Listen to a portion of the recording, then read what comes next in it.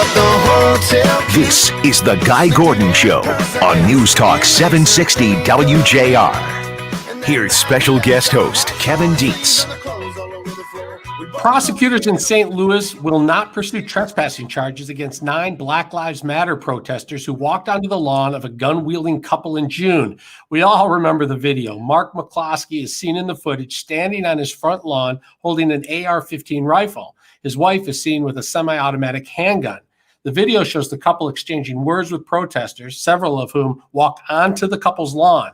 Then the protesters move on without incident. Well, now, Deputy City Councilor Michael Garvin said prosecutors reviewed several videos from the standoff between protesters and Mark and Patricia McCloskey and decided not to pursue the case. After consideration of all factors, the city councilor determined prosecution is not warranted against these particular individuals. As for the McCloskeys, the felony charge of unlawful use of weapons is still pending, despite them saying they felt their lives were in danger. Following all of this and joining us now is Jeff Monosso, Fox News correspondent and WJR contributor. Jeff, thanks for being with us. Hey, good to be with you. So how is this decision going over in St. Louis?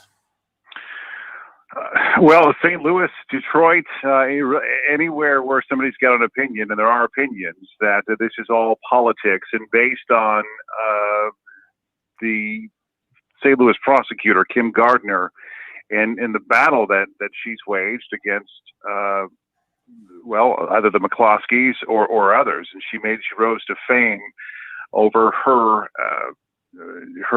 decision to get into the case against Eric Greitens, the former governor, who actually resigned in shame. But she was actually under investigation in a perjury case that basically went nowhere. But you've got law enforcement that basically calls Kim Gardner anti-cop. She dropped the charges against 9 protesters in the trespassing case against the McCloskeys, Patricia and Mark.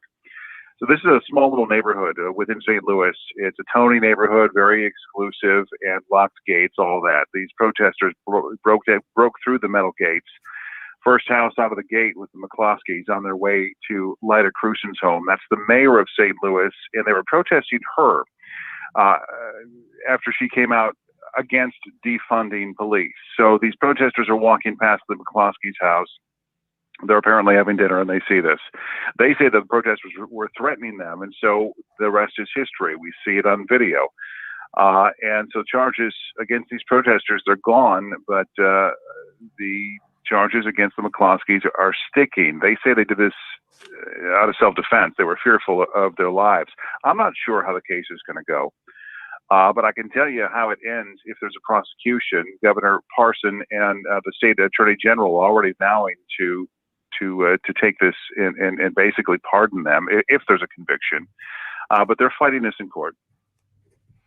Yeah, so let's look at the trespassing issue first. We've all seen the videos. It's clear that protesters are on their property. Trespassing is a fairly minor offense, a $500 fine, I think, maybe 30 days in jail at the max, and usually a much lesser fine and no jail time at all, typically. Do you think that the city attorney said we can't prove trespassing, or do you think they just politically decided we're not going to do it? We don't want to pursue these charges at this time? I don't know what they can prove or not. I mean, they can see what we can see in pictures, and they interpret it maybe different than somebody else might interpret what they see on these pictures. Clearly, protesters are on their lawn. The McCloskeys have said that protesters broke through the locked gate. We know the gate was broken. And whether or not protesters did it or somebody else did it, we just don't know. Can they prove that? The McCloskeys' lawyer believes that charges will ultimately be dropped against his clients who claim the Second Amendment. We felt like our lives were threatened. We felt like our home was under threat, and so we did what we had to do and showed force. Despite whether or not there's a contention that one of the guns may have been disabled, a firing pin was taken out of it or not. It's the image of the gun, and it's that image that I think is what drives the decision, either for the McCloskeys or against the McCloskeys. But in large part, I think I think a lot of people would tell you that if you're being honest about it, a lot of this boils down to politics. When you look at the right to protect your property, has there been a big debate in St. Louis or across the country after watching the video? Because everybody has seen this video, and it's clear that they have these weapons, but it's also a very frightening scene, especially when you put yourself back in the time that this was happening. Is anyone saying what you can and can't do to protect your property? Well, I think what people are calling this basically a chilling effect. What we're seeing in St. Louis, it's their contention that the state attorney, or the St. Louis prosecutor rather, as well as prosecutors in Kenosha, are injecting a chilling effect into people who want to protect property. This, while at the same time we're seeing our cities go up in flames over various different issues and police shootings and things like that, which perhaps is legitimate based on how you feel. But when you see people defending themselves and defending their property and then charged, and by the way, McCloskey's is not the first case, and Kyle Rittenhouse in Kenosha, not the first case where you're seeing people try to defend themselves only to be bombarded with either charges or threats from local government. And so, it could have a chilling effect. I'm not sure where the case goes from here, but it certainly will be interesting. We know that Kim Gardner has faced a lot of issues. In fact, separately, a state judge has tossed out a lawsuit. She tried to sue the police union and others in law enforcement, all white defendants. She's black, of racism, and trying to drive her away from office. And she is up for re-election here in about a month. But the judge basically just yesterday tossing her case out and saying the facts do not support her argument. Again, it seems, if you look at the case, that there's politics on many sides of this, and how it plays out, I'm not sure. The Second Amendment is the Second Amendment, Kevin, and it stands for something, and people believe that. At the same time, there are those out there that are trying to stop people from exercising their Second Amendment, and they'll do it in many different ways. And it's how you view the McCloskeys. It's how you view Kyle Rittenhouse in Kenosha and others that have taken a step with weapons and perhaps a little further than it should have gone in Kenosha. It's how you view it, and I think everybody's got a different picture and a different view of what's happening. Yeah, I guess the protesters not being charged, this probably frees them up to be witnesses against the McCloskeys if they want to. Jeff Monosso, thanks so much for joining us on the Guy Gordon Show. You bet. All right. Have a great day. We are going to be back with your calls, 1-800-859-0957, 1-800-859-0WJR. Right now, let's check in with weather and traffic with Michael Stetz. Thank you very much, Kevin. In Wayne County, a damaged manhole cover has the left lane blocked right now on 75 northbound at Livernois Avenue. Use caution in the area. And in Oakland County, you're stop and go right now on 75 northbound between Big Beaver and Crooks Road. And back to Wayne County quickly, road construction on the Southfield northbound at Michigan Avenue. That single lane closure right now scheduled through early November. Plan on delays. Now WJR weather first from the Weather Channel. Big upper level pool of cool air keeping cooler than average numbers here for early October. There are frost advisories up to the west of Lake Michigan, and the weather radar looks like fall. Popcorn of showers across Michigan drifting southeast, and temperatures near 61 this afternoon. 40 degrees our low tonight, and those numbers below average. Friday, partly cloudy, cool, high 55, low 39 Friday night. I'm meteorologist Scott Laurie. More on News Talk 760 WJR.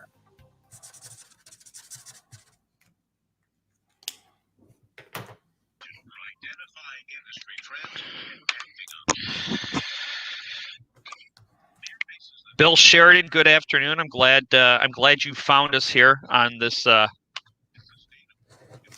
random Thursday.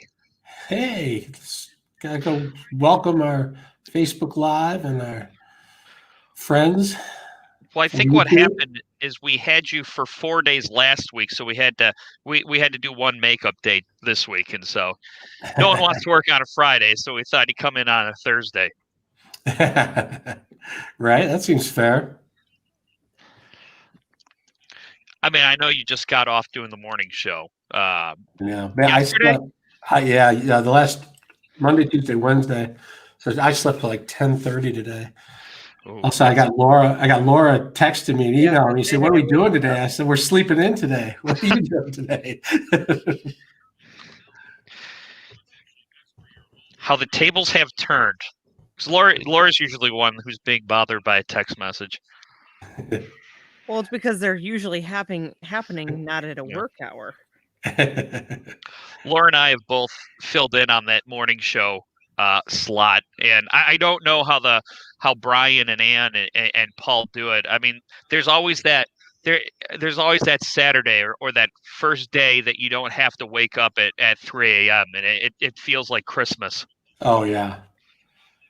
It's like the first, well, all 3 days I woke up before the alarm went off. I always do that too. It's scary. So it must be in your head so much, and that can't be really great for deep sleep. No.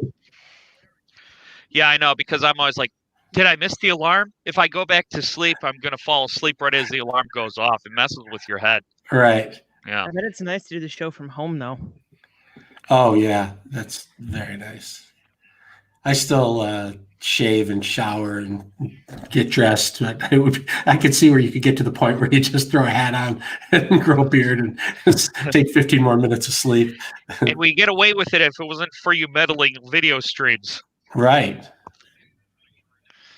Yeah, I guess doing the live web streams, you kind of have to at least make yourself look presentable. At least.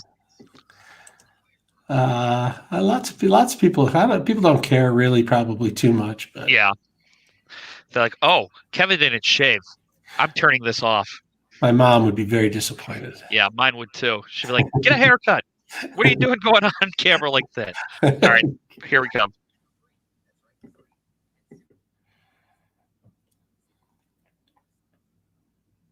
The stories that have been breaking while you've been at work. 760 WJR, where Detroit comes to talk. Here's special guest host Kevin Dietz. The phone lines are open, 1-800-859-0957, 1-800-859-0WJR. You're listening to WJR 760, where Detroit comes to talk. Let's go to the phone lines now. Greg in Shelby Township, you're up first. Kevin, Mr. Positive. This is an outrage. Number one, this country was founded upon property rights. If we don't have property rights, then what ensues? Anarchy. If I can't protect my home, my property, then I don't have the ability to have ownership of that property. This is an anathema to what this country was founded upon, my friend. I mean, as long as I'm not shooting and I'm watching what you're going to do, if you're going to start attacking me, then I should be able to protect myself and my property. This is unbelievable. Like the gentleman eloquently said, that it is about politics, about taking away our Second Amendment rights, possibly. Unbelievable if I can't protect. Now, what we can't do is if Kevin Dietz comes at me with a knife, I don't have a right to my body or my person. I'm going to just let him stab me 25 times in the chest. Really? Oh, Kevin, what say you, my friend? Well, Greg, my problem with this is that there's so much video to look at here, and we clearly saw that the protesters were on the lawn of the McCloskeys, and an investigation showed that the gate had been broken and the lock to the gate had been broken. There was evidence there to charge protesters with trespassing, and they decided not to do that. There's also video of the McCloskeys, and you can see them. Yes, they have guns in their hand. They said that their lives, they felt their lives were in jeopardy. Did they have the right to protect themselves? In their case, the prosecutors say, we're going to go to court and find out. It's pretty troubling, especially when you think about taking it elsewhere. And we've seen lots of stories, Greg, in Detroit where people have protected their property, and it always comes down to was their life in jeopardy. And it's a little scary if you feel like you're going to get charged if you try and protect your property. Thanks for calling in. We appreciate you starting off the show. Let's check in with Ken in Livonia. Well, once again, our rights to protect our bodies, our rights to protect our private property, and this is stressed in our own Declaration of Independence, is a God-given right, and that's why we have to defend the Second Amendment. If someone threatens my life, yes, I have the right to put them down. If someone threatens my property, absolutely, I have the God-given, not government-given, right to put that person down. And I think that's what we have a problem with today. We have all these people threatening lives, and we're not putting them down in order to protect our own lives. Ken, are you more upset that the protesters were not charged with trespassing or that the McCloskeys are charged with weapons violations? The family should never have been charged with weapons violation. The protesters are the ones that are in fault. And see, this is the problem we have, is we're allowing these protesters to do things that they don't have the right to do. When you start threatening lives, when you start threatening property, it's time for the protesters to spend a lot of time in jail. All right. We appreciate you calling in, Ken. Let's check in with Vince in Northville. Vince, welcome to the Guy Gordon Show. Afternoon. This is very, very simple. People broke a locked gate. It was a locked gate for a reason. My doors are locked to protect you, not me on my property. Okay? These people broke a gate. They came in. They would have went into those people's homes if in the event they did not come out armed.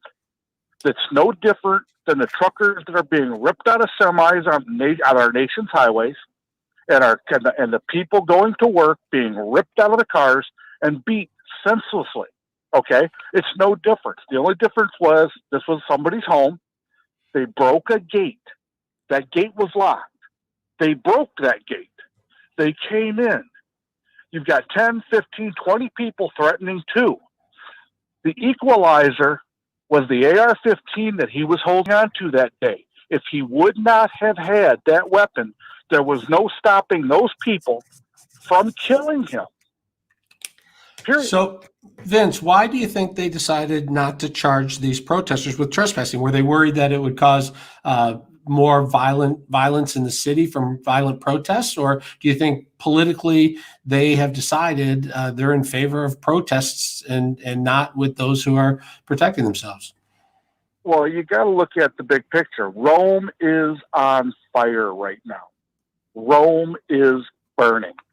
And the Democratic Party have what they call a scorched earth policy. If they are not going to regain power the right way, they are going to burn it to the ground. The end is the all. It makes no difference.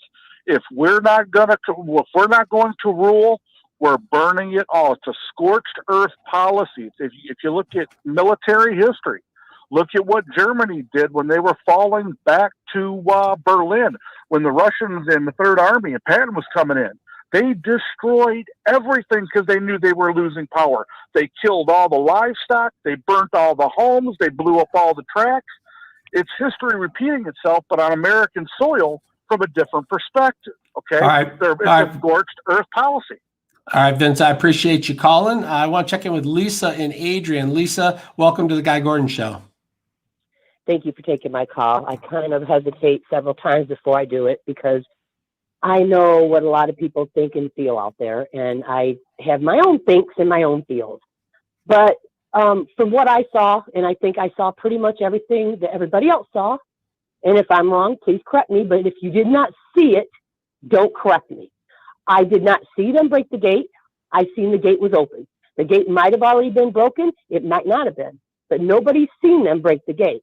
Now, from what I heard, like they said, they were sitting there eating their lunch. Why didn't they just sit there and eat their lunch? Why did they have to get some guns and try to be intimidating? These people might have just walked right on through.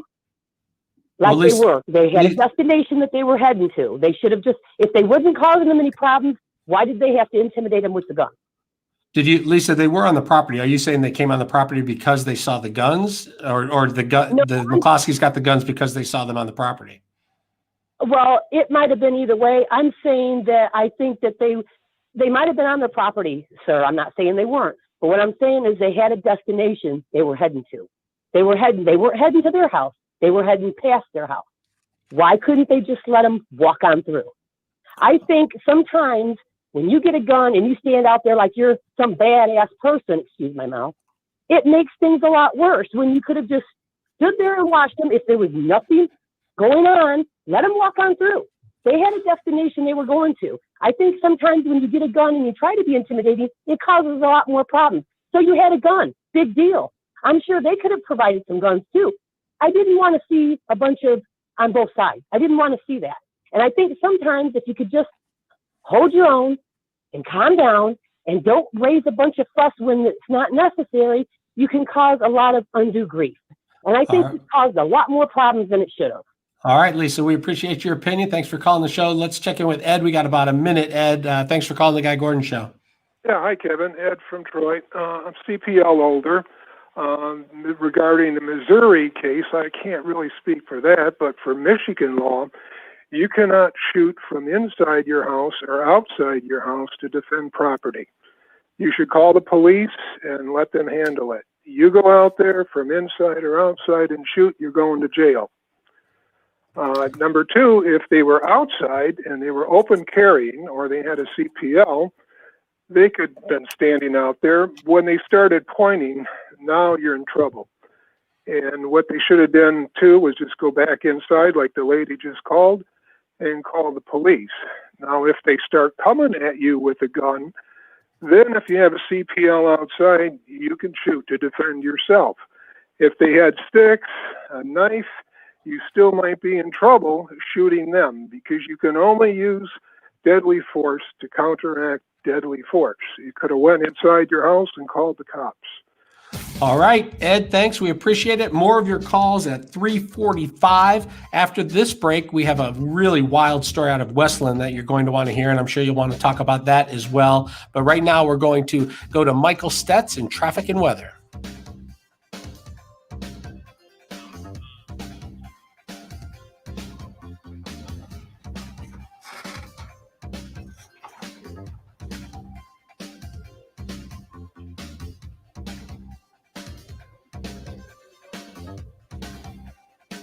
In Wayne County, an accident has the left lane blocked on the Southfield northbound approaching 8 Mile. And in Oakland County, your stop and go on 75 northbound between Big Beaver and Crooks Road. Now, WJR Weather first from the Weather Channel, sponsored by Marathon. No matter where your travels take you, Marathon can improve your engine performance with quality top-tier gasoline. Marathon, fueling the American spirit. Partly cloudy tonight with scattered thunderstorms, a low around 40. Mostly sunny for Friday with a high of 56. Right now, it's 59 degrees. I'm Michael Stetz, WJR News in 1 minute.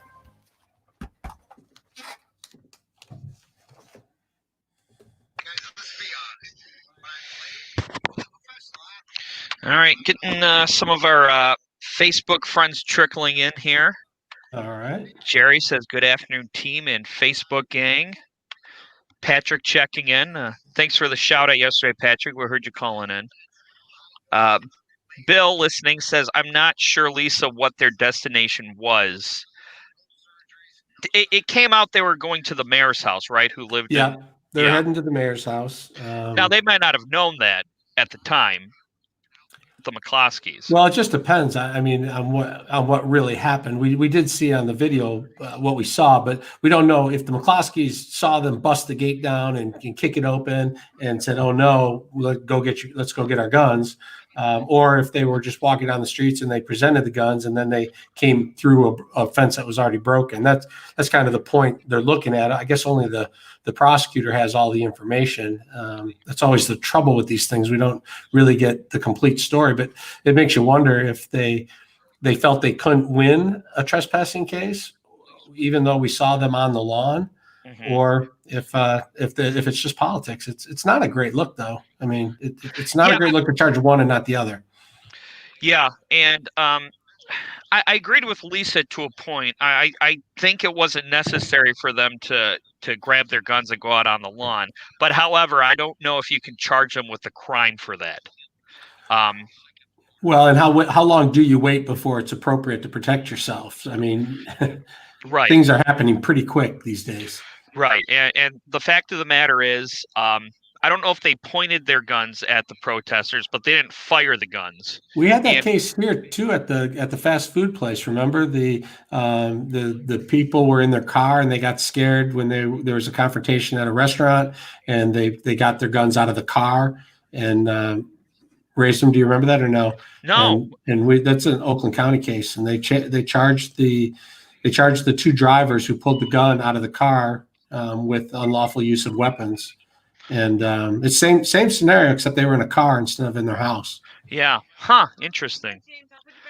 We were chit-chatting in here in the control room, wondering if Missouri, it happened in Missouri, right?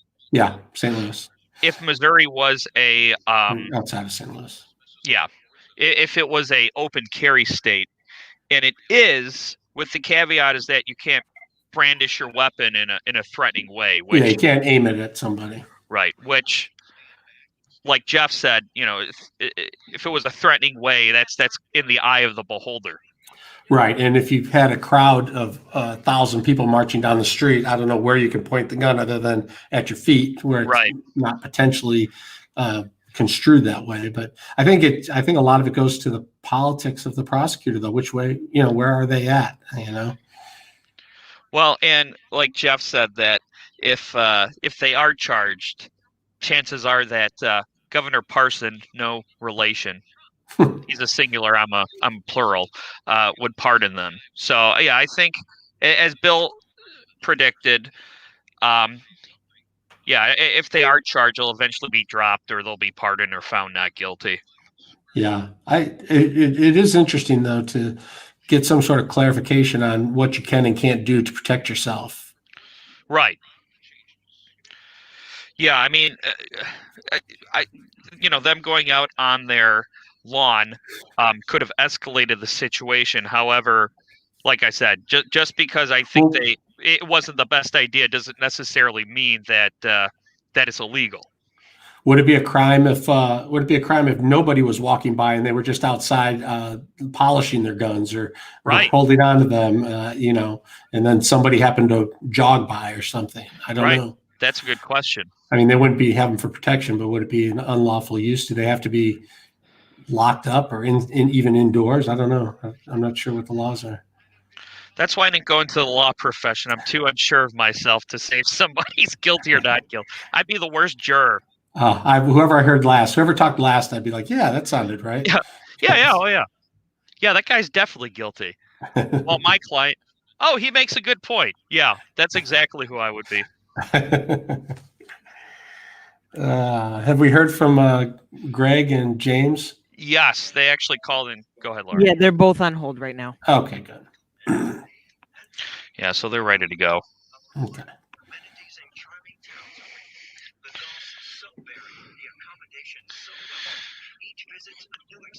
Yeah, I'm looking forward to this story. I heard nothing about it until I started kind of Googling to get my graphic together. Oh, you on this story? Yeah. Oh, really? I thought everybody had seen this story. Well, and that's your job, Kevin, to bring these stories to those of us who might have missed them. This next story is crazy. I was going to have this on the other day on Paul, and then we had the pre-debates. This was a couple days ago. Pre-debates, and we weren't able to get it on. It's the Guy Gordon Show on News Talk 760 WJR. Here's special guest host Kevin Dietz. James Herrera said he was facing life in prison for a crime he did not commit. He said, "They were going to take my life from me. All I could think of was my kids. They're going to suffer." Westland police brought armed robbery charges against Herrera. The Wayne County prosecutor approved the charges, and he was facing life in prison. Herrera insists that he did not rob anyone. After Westland police arrested him, he lost his job, he was evicted from his home, and his little girl was terrified whenever she saw police. Westland Police Sergeant Cameron Sleep interviewed a victim who said he never saw the man that robbed him. Never saw the man that robbed him, but he did hear one of the men use a nickname that started with the letter T. That detective knew Herrera from the past. He knew he went by the name Tex. He brought him in, and he was arrested. Herrera was arrested and charged. Joining us now is James Herrera and his attorney, Greg Roll. And I should point out before we talk to Greg and James here that the Westland police have said that they have done nothing wrong in this case, that the charges were dropped simply because the victim got his money back in this case and no longer wanted to pursue the case. So you have the Westland police saying they did everything right. You have James Herrera saying he almost spent life in prison for a crime he did not commit. James and Greg, welcome to the show. How you doing? Thanks, Kevin. I appreciate it. Let's start with James. James, tell us what it was like for you to be charged. The case has been thrown out now, so it's over for you. But what was it like during the time that you were charged for this crime that you know you didn't commit? I mean, it was like unbelievable. It's like, it's like when how can they do this? Like, how? Like, they just, it's just, I don't know. I'm speechless. I can't believe they did me, like that. Just off of me doing the right thing, and when they messed with me, when they did illegal stuff, and I followed the law, when they did the right things and stuff, and they retaliate, because I filed a complaint against them, and they were wrong at the end, because they were doing, the wrong stuff, the illegal stuff. It's like, are they here to protect and serve, or are they against us? So, James, you go by the nickname Tex, and this person who was robbed, this victim, he said that he heard somebody use a nickname that started with T. But as it turns out, you actually know this victim who was robbed, right? Absolutely. He's like a family member. Like, he lived with me. He helped me. I helped him. His wife gave my kids Pampers, and she used to work for a social service and Fords, and she used to bring my kids Pampers. Yeah, he's family. Like. So police, here's for the people listening at home, they probably don't completely understand, but what happened then was this police detective, he knew who you were, and he knew you went by the name Tex, and it sounded like you somewhat matched the description the victim was giving, and he brought a photograph of you to the victim. He said, "Do you know this guy?" He goes, "Yeah, I know that guy. That's Tex." And that sort of started you being arrested, the fact that he said that he knew who you were, not that you were the person who robbed him. Let's go to Greg Roll on that. Attorney Greg Roll, am I getting that correct? Yes, very much so, Kevin. This is one of the very unique experiences where a defense attorney not only has a client that passed a polygraph examination, has a valid alibi defense, but then when he goes to the preliminary exam, is confronted with a material victim witness who totally exonerates his client. And it's like, I was wondering, how the hell could they have possibly charged my client in this case, until I recognized that this was a frame job as a consequence of my client not participating in a prior investigation, and the fact that the detective in charge had prior bad blood and animus against my client when he was on road patrol. So it's just one of those situations, Kev, you shake your head and say, this can't happen in my America. So at what point were the Westland police aware that James did not think that, or James knew it wasn't this Tex who had robbed him? Did they know that early? Did they take that information to the county prosecutor? Because the county prosecutor approved the charges. What was the prosecutor's role in all this? Well, here's the problem, Kevin. It's real simple. The detective in charge went out to the victim with a photo array and to ask the victim, hey, can you please point out Tex? We know you know who he is. So the victim goes, sure, that's Tex right there. Well, can you please circle his name? And they did. They never said, hey, is this the guy that robbed you? No. They just had him ID Tex, and then they used it as a pretext to arrest my guy. So they knew all along. that they were using this photo array and this innocent victim, essentially who was probably robbed by someone else, to pin something on my client. It's ridiculous. All right, I want to hold on, Greg. I want to read the Westland Police full statement so that people hear their side of the story too. They say on July 5th, 2020, a victim came to the Westland Police Department to report an armed robbery that was committed against him. The victim reported that he was walking out of the supermarket when he was approached by what he described as a light-skinned black male who was bald, had gold teeth, and was 5'10", 180 pounds, wearing a white tank top and blue pants. The victim stated the subject produced a small black handgun and stated, "Give me the money." Victim stated he then handed the subject his wallet, which contained money. Victim identified a man named Tex as the robber. The case was assigned to Sergeant Sleep based on the name and physical description given by the victim. Sergeant Sleep was the only Tex that he knew of in Westland in that area. So that's basically, they're saying there was a description that matched, and that's why they went to find Mr. Herrera. And I got that as well, Kevin, until you see the actual sworn testimony of the victim at the exam. Says, I never saw the guy. They come up from behind, put a gun to the back of my head to ask me for my money. Okay? So it didn't happen that way. And then on top of it, the police try to exonerate themselves saying, oh, well, the guy got his money back. That never happened.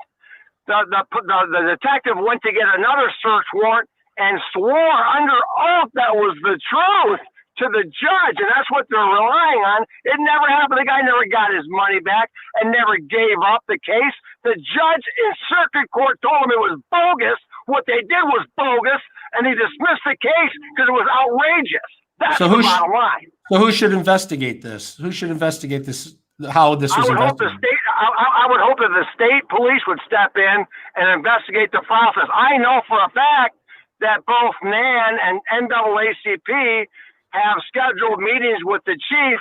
I personally submitted the transcript of the proceedings to the chief saying, hey, you should do a little internal cleanup here.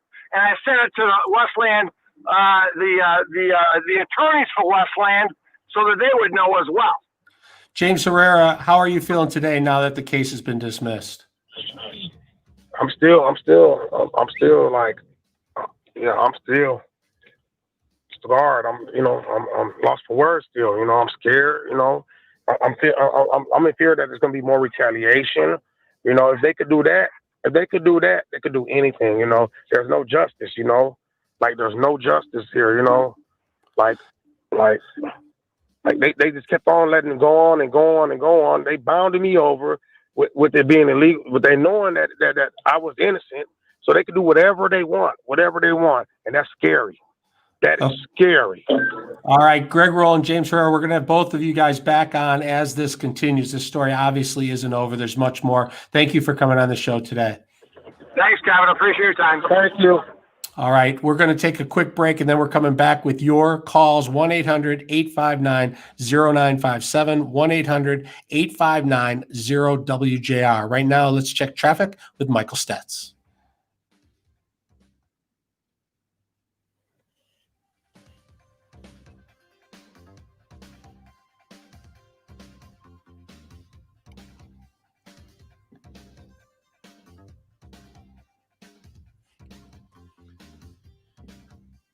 In Wayne County, the left lane is blocked on 75 northbound at Livernois Avenue due to a damaged manhole cover.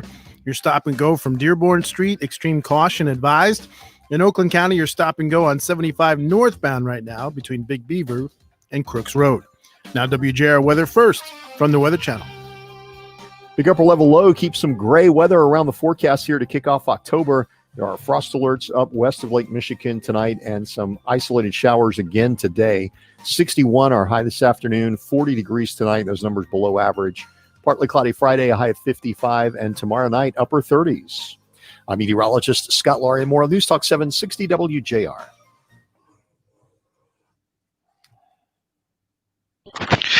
If I'm ever in legal trouble, I want Greg to be my attorney. He's passionate, huh? He was. He was getting fired up. I was like hunched over with my hand on the dump button just in case, just in case he got a little too passionate. He was incredibly passionate. Well, I tell you, those, whatever. We'll see what happens in this case. But I've followed so many wrongful convictions. They say that 10% of people in prison are not the right person, are a wrongful conviction, and that means there would be, I think, something like 100,000 people in this country in prison. That's terrifying. So there's all these different reasons people get it wrong, but in this case, it'll be interesting to see. It'd be interesting to hear from the victim again to find out what they said. But the police said they got a description. This man, Mr. Herrera, has gold teeth and matches the description that the police officer said was the reason they went to him. But that, according to Greg Roll, that never happened. There was no description. The guy had no idea who was behind him. And the police just went to this guy because they knew him from the area. It's going to be very interesting to watch how that one plays out. Yeah, I mean, imagine being the victim. According to Mr. Herrera's story, I'll go by that because he was let off the hook in court and everything. So going by his story, the victim is a good friend of his, and the victim unwillingly identified him, not knowing that he was pointing him out in a lineup as a suspect. Imagine being the victim where you're a victim of the crime, and then you go to the police, and then the next thing you know, a good friend of yours is on trial and facing prison time for something you didn't actually accuse him of. Yeah, and I think it's hard to tell, but in reading what the Westland Police statement says, they're standing by the investigation. So I kind of feel like maybe they think this witness changed his mind. First, he gave them information to indicate it was this guy, then later said it wasn't this guy. The Westland Police said the victim got his money back somehow and then didn't want to prosecute anymore. So that's kind of weird too. But I do know that historically there are a lot of cases in the country. I'm not talking about here in Westland, but just a lot of places in the country. One of the biggest problems is that initial identification, that initial lineup, and that the initial way that police pick who they think did it is faulty. And it's a problem they've been working on really, really hard for the last about 5 years. But it's one of the main reasons that innocent people end up in jail. All right, we're coming back here. What time? 56:50 will be the hour. What time do we want him into Tori? I'll call Tori around 51-ish, and I'll just let you know when she's there. We're going to go to her at what time? Okay. Like 51, 52. I'll let you know when she's there, and you can throw to her when you're ready. Okay, great. Okay. This is the Guy Gordon Show on News Talk 760 WJR. Here's special guest host Kevin Dietz. You're listening to WJR 760 AM, where Detroit comes to talk. The phone lines are open, and we want to hear from you. 1-800-859-0957, 1-800-859-0WJR. Let's start with Matt in Grosse Ile. Matt, welcome to the Guy Gordon Show. Thank you. Thank you for letting me voice my opinion. As far as the McCloskey case goes, from what I understand, that was a gated community. That means that there's a good chance that those people were paying some kind of a homeowners association, which means basically that everything inside that gate is part of their property. Once those people breach that gate, whether it was locked or not, they're on private property. They should have been charged with trespassing. If the laws and the courts get to the point where they're afraid to level justice because of mob mentality, we're in real trouble in this state, this country. Well, you don't want the prosecutors picking and choosing which laws they prosecute and which ones they don't. We appreciate your call, Matt. Let's check in with Bill in Plymouth. Hi, Kevin. How are you, Kevin? The girl in St. Louis, prosecutor. She's a George Soros prosecutor. You guys, I don't know. I was in a post office when your program started, so it might have already been mentioned. Was it? No, they haven't mentioned any connection like that. They did say that she has a history of being anti-police. Well, apparently these votes for prosecutors all over the country are not done with big elections, and it sometimes only takes, quite often, only $50,000 to $100,000 to elect a prosecutor. And George Soros has been at it, and I know the prosecutor in Philadelphia is one, and I've never accused the one in Chicago, but she sure does some weird things.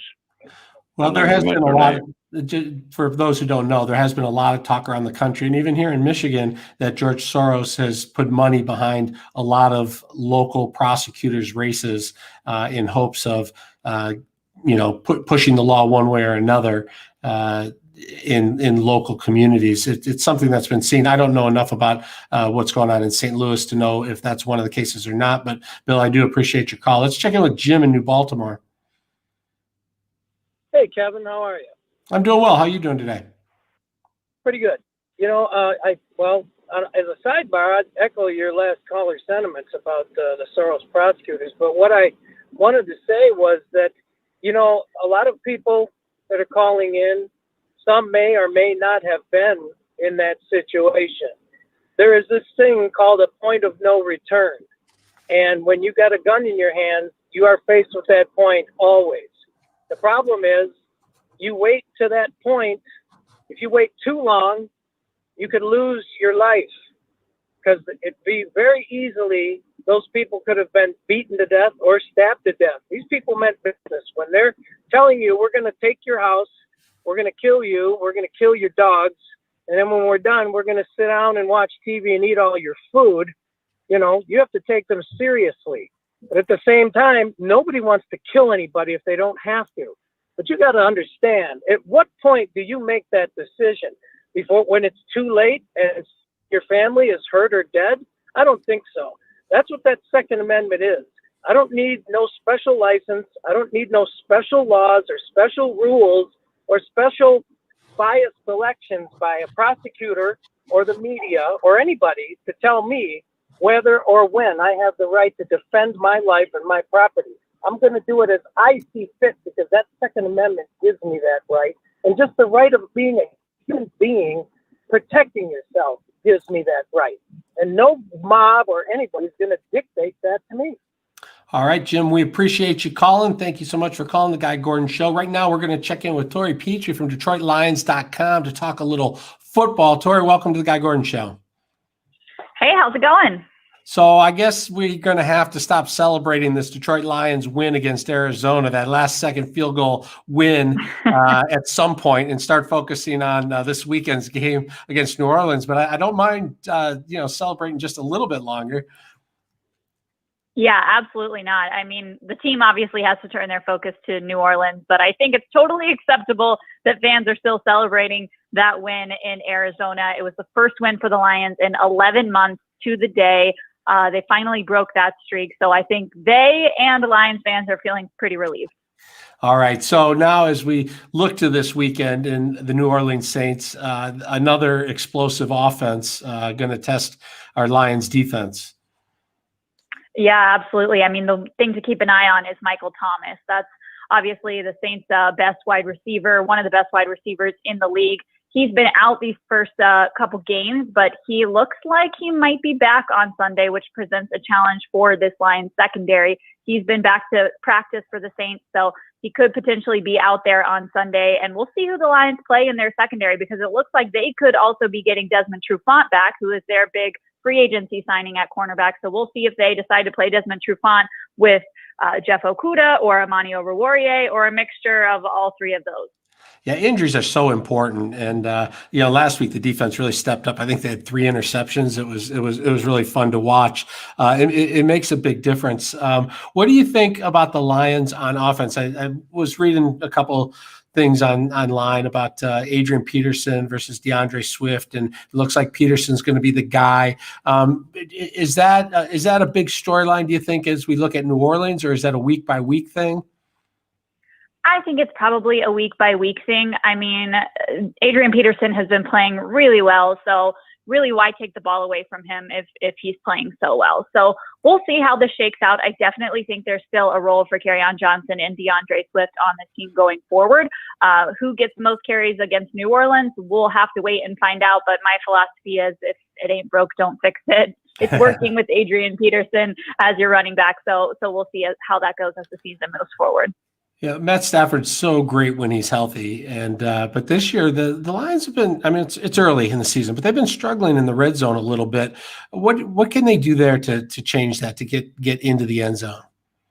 Yeah, I mean, it's kind of a microcosm of where we've seen them not be able to finish in games. They just kind of let off the gas there, and we've kind of been seeing that in the red zone. They were 2 for 5 in the red zone against the Cardinals. Thankfully, Matt Prater is a wonderful kicker, so that helps there. But you got to start making some touchdowns there when you get into the red zone, because when you go up against high-powered offenses like the New Orleans Saints, you need to get touchdowns on the board and not just field goals.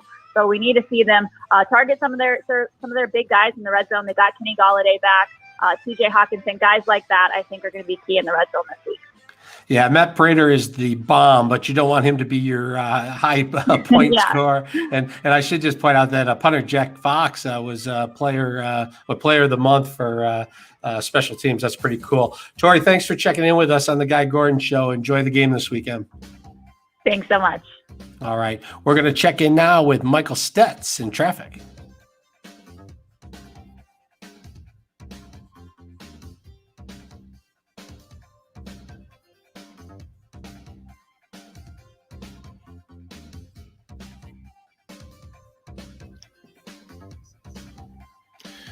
In Wayne County, the left lane blocked on 75 northbound at Livernois Avenue right now due to a damaged manhole cover. Extreme caution advised. In Oakland County, you're stop and go right now on 75 northbound between Big Beaver and Crooks Road. And also in Oakland County, you're moving slowly right now on 75 northbound between 696 and 14 Mile. Now WJR weather first from the Weather Channel. Partly cloudy tonight with scattered thunderstorms, a low around 40. Mostly sunny for Friday with a high tomorrow at 56. Right now it's 59 degrees. I'm Michael Stetz, WJR News in 3 minutes. So are you off again tomorrow, Kevin? Yeah, I'm off. What day is today? Is today Thursday? Yeah, I'm off tomorrow. I'm going to West Michigan for a wedding. It'll be interesting to see what that looks like. Oh. I was at one wedding earlier, and it was definitely different. We'll see if things have opened up at all. Yeah, I've been to 2 weddings in this pandemic.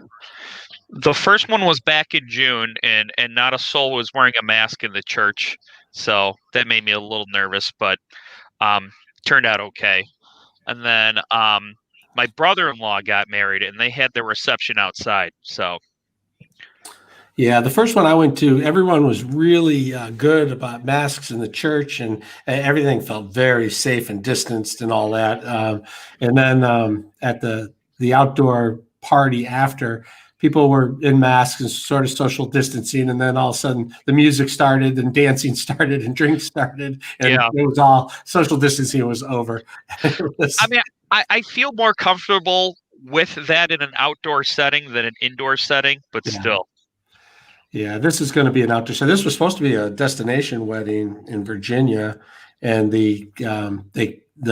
whatever they call it, the venue canceled. And so they're going to have it in Michigan, and they're going to the lake on the west side of the state and just putting tents up outdoors, out near the beach, which will be interesting. But it'll be outdoors. There'll be a lot of space to spread out. Yeah, I feel bad for people who have to keep planning and canceling and replanning weddings, as if, planning a wedding isn't already stressful enough. Yeah, I do not envy anyone that's getting married this year. Or funerals have been a bummer too. I mean, it's like you don't feel like you should go unless you're close family, and then the funerals there's not very well attended, and it's just, the whole thing is really, really a bummer. Yeah, and the live streaming of funerals. I mean, I think that's everyone making the best out of a bad situation.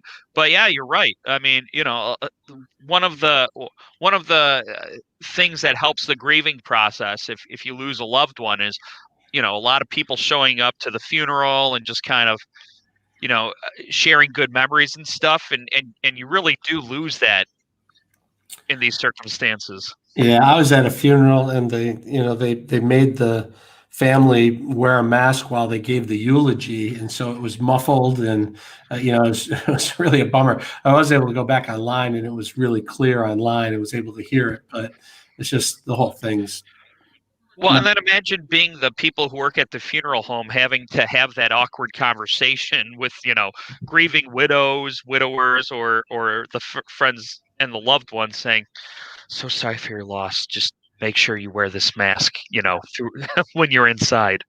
Yeah, it's been a wild year. Jeez. Yeah, and I mean, a lot of people are, saying, "Oh, I can't wait for 2020 to be over," but I don't think 2020 is going to be over when 2020 is over, if that makes sense. I think 2020 won't be over until mid to late 2021. Boy, I hope it's over by March. I hope it's a year total time of this craziness, but you're probably right. Yeah. Well, I know that you've predicted March in the past, so I like your prediction better than mine. So I'm going to go with that for now. I'm going to go with that. Yeah. You can always say "I told you so" later if I'm wrong. Yeah. Well, that would be something I'd be very happy to say "I told you so" about. It's one of those. Well, it's like The Price is Right. If it's over, you lose. So you got to go under. Right. Mike is correct. He said it would take one day, and everyone else went over. Everyone else was over. So this next thing's on tape, right? We don't do anything, and then you're going to go right to traffic from there, Mike? Yes. So, yeah, we threw it to... I have not heard about this rally. Maybe you guys have. Yeah. Of what? I didn't understand you, Mike. I'm sorry. Oh, I'm sorry. I put it up. Bill shared, and I put his comment up on the screen. Yeah, I haven't read about the...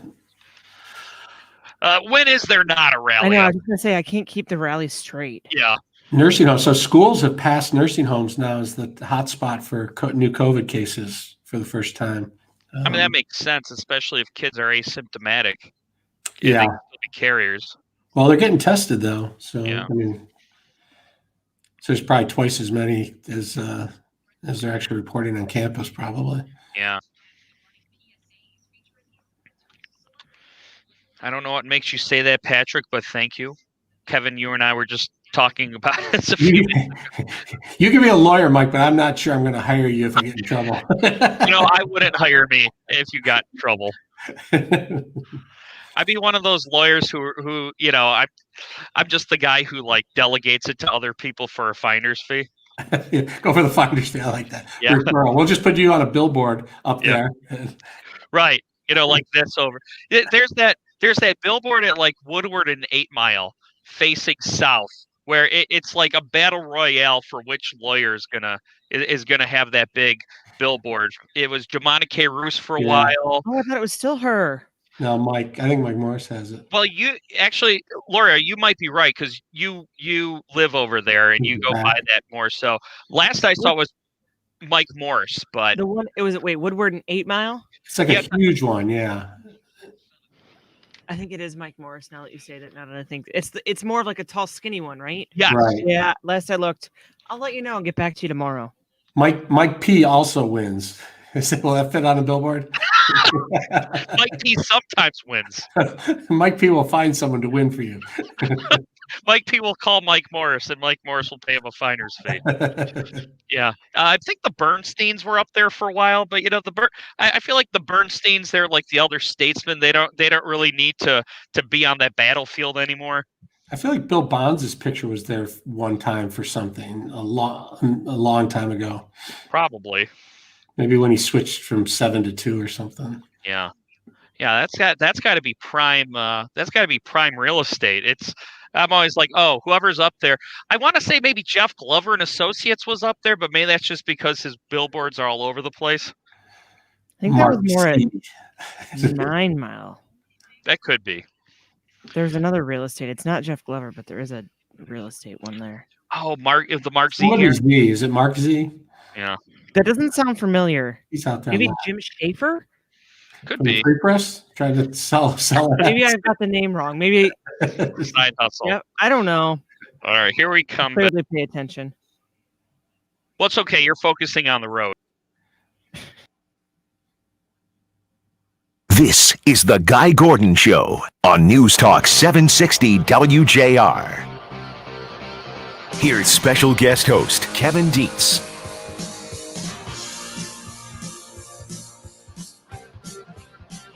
When Joe Biden mentioned the word Proud Boys at the presidential debate and Donald Trump said they needed to stand down and stand by, it was the first time many people ever heard of the Proud Boys. But way back in March, the Proud Boys spoke at the Grand Traverse Board of Commissions on a resolution to make the county a Second Amendment sanctuary. Last year, residents of Fenville, Michigan, were surprised to discover their recently appointed city commissioner, Morgan Bowles, was affiliated with the Proud Boys.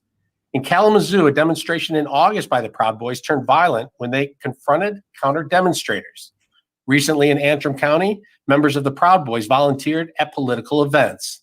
The Michigan Anti-Defamation League says the Proud Boys is a violent, racist, anti-Semitic group. They are experts in nothing except how to say the right buzzwords when questioned about their status as a hate group. The word for it these days is gaslighting. The Southern Poverty Law Group calls the Proud Boys a hate group, known for its anti-Muslim and misogynistic rhetoric. The Proud Boys put out a statement saying, "We do not care what color you are or what your background is. If you love America, we consider you a brother." The group says it condemns racism, fascism, communism, and socialism. Looking into all of this is Fox News correspondent and WJR contributor Tanya J. Powers. Tanya, welcome to the Guy Gordon Show. Thanks for having me on. So this was quite a dust-up at the debate when this came out, and it became one of the key stories that everybody clung to, whether the president denounced hate groups like the Proud Boys or not. And it became a story the second day, too, as the politicians were on the campaign trail. What have you been able to find out about this group and the reaction to it as it pertains to the election? Well, they are a self-described Western chauvinistic group, which I find interesting as a title. They're a far-right group. They the FBI has called them a white supremacist hate group. As you mentioned, the Southern Poverty Law Center calls them a hate group as well. They have been tracking them since 2016 when they were founded. By the end, this was right after the election in 2016 is when we saw, kind of the rise of this group. By the end of 2017, they had quite a bigger following. You had each of their Facebook and Twitter pages had over 20,000 followers by that point, just in the first year. They've been kicked off of Facebook and Twitter. But there have been estimates that they've got about 6,000 members. Now, I'm not sure exactly when that estimate was made or if that's still considered an accurate count today or not. You may have seen pictures of them with these polo shirts on. The black polo shirts with the gold wreath, the Fred Perry polo shirts, the British apparel maker. And they actually have said that they've stopped selling that shirt in the U.S. A while back because it had become popular among members of this group and they didn't want to be associated with it. They also have a women's contingent called the Proud Boys Girls. It's probably one of the most notable Proud Boys who has been involved in something was Jason Kessler, who is the white supremacist who identified as a Proud Boy, who helped organize the Unite the Right rally in Charlottesville in August of 2017. Of course, that attracted neo-Nazi groups and Klansmen, people like that. But that's kind of an overview, and you laid it out very well as to who these folks are and what they're known as from the SPLC as well as the Anti-Defamation League. It seems like some people are concerned that they're sort of spreading out across the country and sort of putting themselves into the community and talking to people in the community about issues that are important and hit home with people, but they don't necessarily expose their entire background. And it seems like there's an effort now to get out there and say, wait, before you support the Second Amendment and the Proud Boys efforts in that area, make sure you know more about them. Yes. They do describe themselves as a fraternal group that believes in ending welfare, closing the borders, and adhering to traditional gender roles, which just on its surface, there may be some people who go, oh, well, okay, that's it. There is, as you mentioned, there is more to this.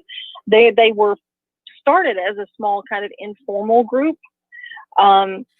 This quickly grew into something that was more structured. It's more of a structured organization. They have, rules about how to get to certain levels of membership, that kind of thing. It was essentially a social club that had a mission to promote white Western values. And so it is more of a, as you mentioned, they actually are not, they're more out there. As you mentioned, they've spoken in public. The founder, Gavin McInnes, was, before he left the group, would speak in public about the Proud Boys. I mean, this is not some sort of underground thing where you never hear from the members. It's not like that. This is more public facing than I would say other groups have been. Now, in August here in Michigan, in Kalamazoo, there was a demonstration and it turned violent. And so the Proud Boys became talked about here in Michigan as they got into pretty physical confrontations with counter demonstrators in Kalamazoo. And it was about that time that we also found out that a city commissioner in the city of Fenville was associated with the Proud Boys. Do you see, or do you know if across the country they're trying to get elected into positions of power, or do you see them just showing up at different county meetings and commissions and fighting for issues like you brought up? That is a really good question, and honestly, I'd like to know the answer to it as well. I don't have a good answer or an example, but it is one of those things. And let me just tell you, in preparation for this story, if once you start looking into this, you kind of quickly can get into the rabbit hole of kind of alt groups. It is really interesting stuff. I mean, there are people who delve into this and monitor their speech on these private messaging apps, because as I mentioned, they were kicked off the main platforms, Facebook and Twitter. They have kind of gone a little bit more, I won't say underground, but they do have like private messaging apps and things like that they communicate on, which was one of the things that was stunning, I think, about the fact that when the president mentioned, stand back and stand by the other night at the debate, even though his campaign says he didn't mean it as a rallying cry, that is what indeed some of the members of this group took that to mean, as more of a cry for, readiness, like, okay, get prepared, that kind of thing. So that is one of the things that I think is troubling for a lot of folks, because you have these groups who took it that way, like this one. And he also mentioned sending his people to the polls to, basically poll watch. And, there are some fears by a lot of people that on election day, there could be voter intimidation and that kind of thing from groups like this. So it all kind of ties together. It's not just gee, I wonder who these people are. There's a larger concern among a lot of folks regarding these groups. Okay. Tanya Powers, Fox News correspondent. Thanks for being with us today. Sure. Thank you. Anytime. All right. And we should point out that the president did denounce all hate groups on all sides after the debate. We're going to take a quick break, and we'll be back with your phone calls, 1-800-859-0957, 1-800-859-0WJR. Right now, let's check traffic and weather. Thank you very much, Kevin. In Wayne County, the left lane blocked on 75 northbound at Livernois Avenue due to a damaged manhole cover. Extreme caution is advised. Also in Wayne County, some good news. That incident from earlier on the Southfield northbound approaching 8 Mile, that is now cleared. And in Oakland County, you're stop and go right now on 75 northbound between Big Beaver and Crooks Road. Now WGR weather first from the Weather Channel. A big pool of upper level low pressure hanging out across Michigan, keeping the numbers on the cooler than average side for us, and a couple of splash and dash showers in the forecast. There are frost advisories up tonight west of Lake Michigan. We're at 61 with some isolated afternoon slow moving showers, thunder showers, low tonight 40. Partly cloudy tomorrow, northwest winds high 55. I'm meteorologist Scott Laurie, more on News Talk 760 WJR. Well, that was my worst video transition to date. I was doing ventriloquism. I was showing how I can drink water and talk at the same time. Well, what I did is I tried to get the picture up too fast, and I ended up putting Tori up again. Ah, Tori. Yeah. So let's see here. You should put Michael Stutz up. Yeah, I should get a picture of him. I should just go back there and take a picture so he thinks I'm weird. Let's see. Bill says, how could they be white supremacists when a bunch of their members and their founder is black? He says he's not a supporter. Jerry says their chairman and leader, Enrique Tarrio, I may have mispronounced that name, is Latin from Cuba. No, I'm not a member or supporter. I looked it. Maybe their co-founder might have been black, but from what I understand, it was founded by the former co-editor of Vice, which is odd because Vice isn't Vice a liberal publication? But either way, the man's name is Gavin McInnes, and he founded it, and then he got out of it when he thought that they were getting a little too extreme. So they might have started as one thing and then morphed into something else. I mean, they made a statement and they said they welcome everybody who loves America. They're big on the Second Amendment. They're big on a lot of issues. A lot of their issues are similar issues that Donald Trump has, and they also say that they're basically there to offset Antifa, who they believe are on the wrong side of the issues. So. Yeah, Patrick says being a hate group doesn't mean you're white supremacist. They're extremely misogynistic. Yeah, wasn't that part of their tag? They were. I think Tanya brought that up. They're hold on, let me look this up. I was looking at them up as well. Self-described, like self-described Western chauvinist something is Western show. Yeah, they're self-described Western chauvinists. Yeah.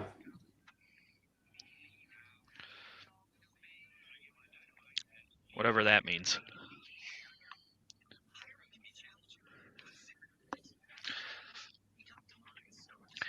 All right, let's see. We have a few calls on the line there.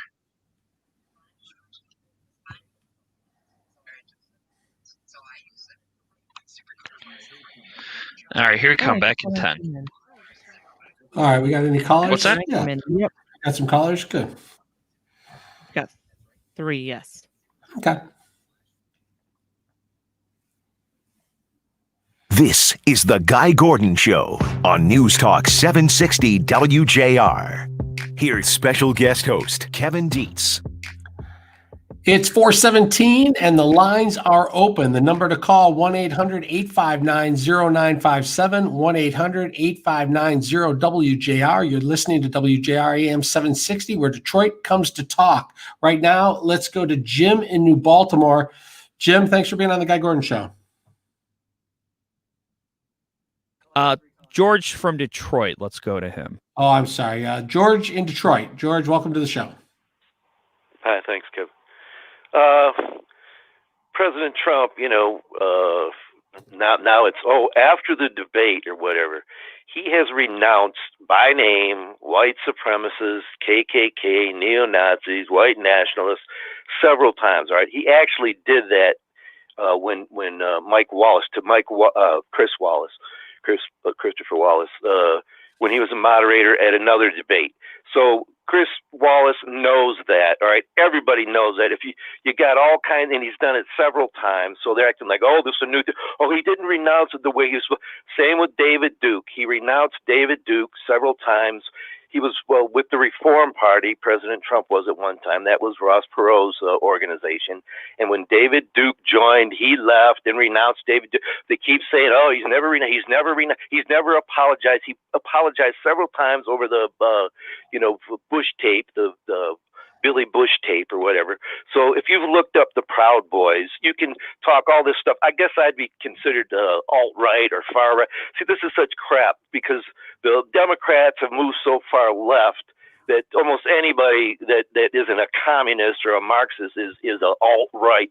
They started as a joke by Gavin McInnes. All right, go look it up. That's why they wear those polo shirts with the gold, piping on the thing or whatever. And they're a counter-protest group, all right, as is Patriot Prayer. They don't call for the overthrow of the U.S. government. They're not out there burning and looting, and they're standing up for patriotism. And chauvinist, you know what chauvinist means, Kevin? I have a fairly good idea. Well, what is it? What does it mean? Well, look, they're standing up for, being, I guess, proper etiquette. I don't know. I guess I don't have a good definition for you. Right. Well, basically, we always think of male chauvinist, who is, oppressive of women. But it basically means someone that's patriotic. All right. I have to confess, I'm a white nationalist. And here's what white nationalist means to me. And I embraced black nationalists like Candace Owens and Larry Elder and Thomas Sewell. All that means, and they want to make it, white nationalist means, America's just for whites. Well, that might be one definition. My definition, again, is someone that is for America first, my country. As black patriots, like I named some people, like, Colonel Allen West, all these people, that Walter Williams, black people that would say, yeah, I'm a black nationalist. I'm for America first. That's so bad. But people need to look up the Proud Boys. The Southern Poverty Law Center, these people are so sold out, and so they should be declared a domestic terrorist organization. So, and the FBI, who trusts the FBI anymore? I certainly, was it Comey's FBI that said, oh yeah, they're a right-wing hate group. They're so small. Antifa's out there calling for, in Black Lives Matter. What do we want? Dead police. When do we want them now? They burn, they loot, they do all this. They set fires, they attack police. What are the problems? Are they doing any of that? Are they calling for overthrow of the government? Are they calling to defund and do away with police? So to call them alt-right, you'd have to call the, Black Lives Matter, who calls for the death of police, and, Antifa, who's been around for a long time. They were very active as soon as Trump got elected, if you remember. It isn't just now with George Floyd and all that. So that goes way back. So you want to compare the Proud Boys. They are like, and even that name stemmed from kind of a prissy boy that they made fun of. And so they sing the little song. All right, Charlie, we appreciate you calling. I did think it was unfair for Chris Wallace to actually ask the president to denounce hate groups when he has done it dozens and dozens of times. And again, he did it the following day after the debate as well. Let's go to Chris in Kalamazoo. Chris, thanks for calling. Hey, Kevin, how you doing? That last caller was pretty much spot on for a lot of what I was going to say. Southern Poverty Law Center, they're so liberal, anyone who isn't similar to them isn't considered a hate group.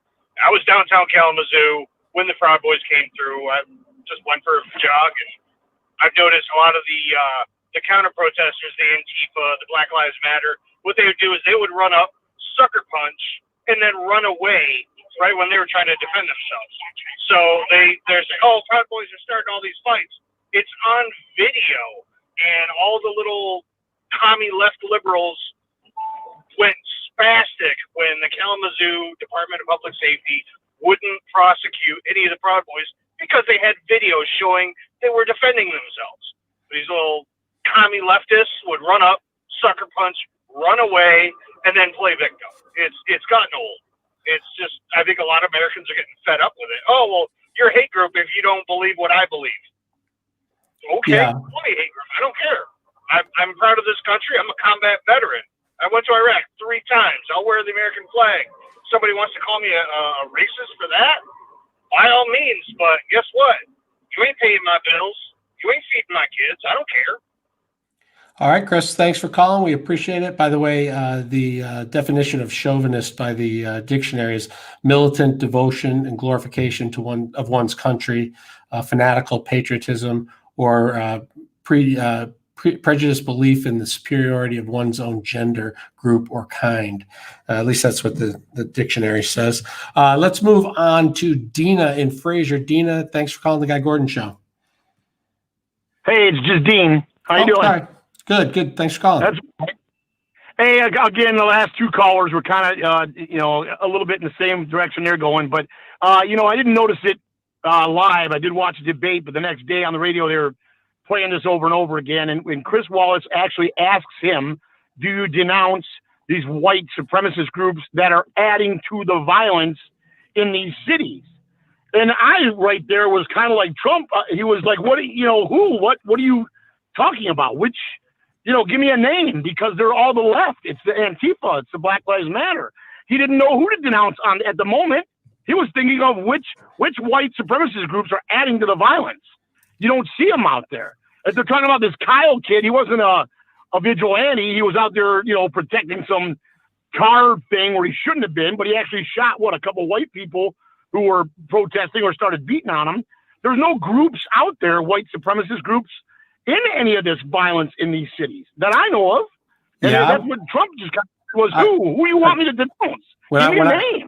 When I watched it, I thought he looked confused by the question. I thought he tried to say that he denounces hate groups and then got into saying, well, wait a minute, this is hate groups from the left that are causing the trouble out there. Clearly it would have been better if you just said, I denounce all hate groups, but I think the problem is Antifa and the hate groups on the left. He didn't do that, but it's a live debate. But I went back and watched it again, and he looked confused. I don't think I was surprised. I was really surprised the next day when I saw so many headlines that say the president refuses to denounce hate groups. I didn't see it that way. I know people can watch the same video and see things differently, but that's just not the way I saw it. I appreciate you calling. Let's check in with August in White Lake. August, welcome to the Guy Gordon Show. Hey, thanks, Kevin. Welcome to the hot seat, my friend. Well, you're doing a hell of a job. Oh, I don't mind. I know you don't. So good for you. My comment is, I guess overall, I do my best to keep an open mind and take in different opinions and thoughts. But I have to say, I'm just not so sure. We've had other issues, Vietnam War and Iraq and different things over the years, and civil rights, etc. You name it. I'm not so sure if we've been in this situation before. I don't recall it. And it just seems, for whatever reason, there are different groups that want to incite that. They don't want to make peace. They don't want to say, hey, we can do this again together. We're all Americans. They want to incite division. And whether it's race, income, what you do, who you are, where you live, nationality, they don't care. They just keep throwing this stuff out there that's, to me, very negative, that does affect the mental and psychological state of our country. Especially now with this COVID thing, people are in lockdown. It's not good. It's just not good. You got to really, if there's ever a time to think out of the box, it's now. Yeah, it's really interesting, and it's hard to tell if people just want a lot of anarchy out there so that it will impact the election one way or another. But or maybe it's just social media allows so many people to say so many things that it just seems worse. But it's as bad as I've ever seen it. There's not a lot of unity out there, and there seems to be a big push to divide everybody. But we have to take a quick break. We are going to take more of your calls right after the break. The number is 1-800-859-0957, 1-800-859-0WJR. Right now, let's check traffic with Michael Stetz.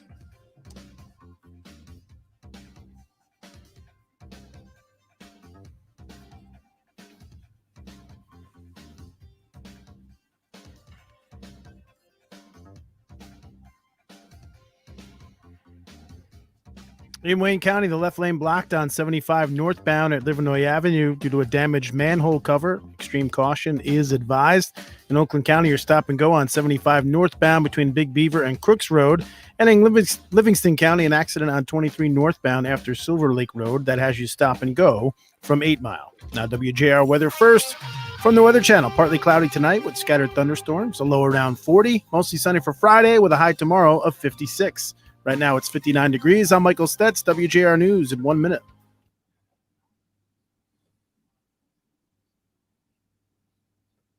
What's going on? What?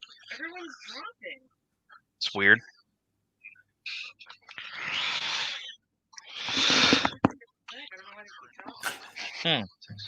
They're dropping?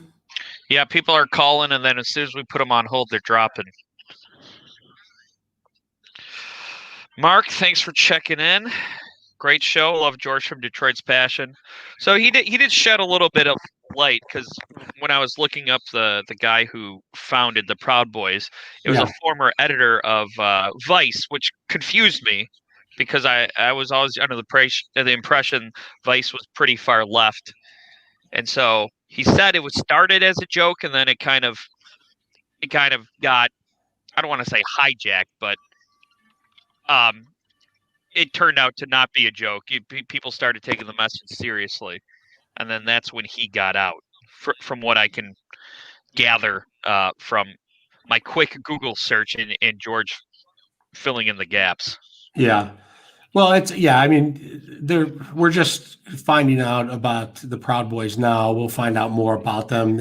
You can pull one person out of them and make it look like anything you want, I imagine. Right. But most organizations tend to let you know who they are with their actions and where they go. So the Proud Boys have been showing up and standing up for issues that the president has been pretty strong on. Whether they're, who started the fights, I don't know. That was interesting. The one caller said he was in Kalamazoo, and that it was the Proud Boys were defending themselves against people who were hitting them, and that's interesting. And maybe that's why there were no charges. That would make sense, but that's not the way it really got reported out of Kalamazoo. But you don't want to label people, but when you say that the Michigan Anti-Defamation League and the Southern Poverty Law Group has called them hate groups, you want to look at it and see why they decided to put them in that category.